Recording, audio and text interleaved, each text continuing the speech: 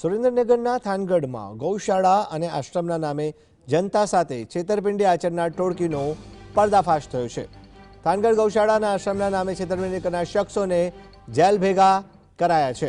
7 શખ્સોને જેલમાં ધકેલવામાં આવ્યા છે।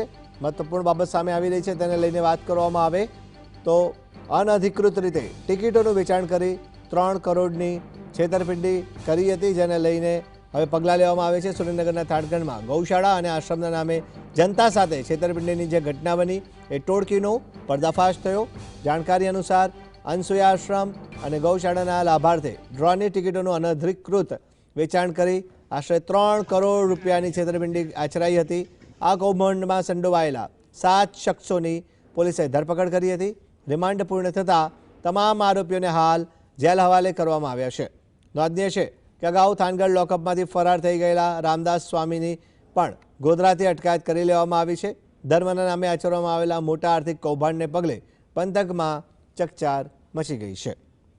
પોલીસે હાલ આ મામલે સઘન તપાસ હાથ ધરી છે।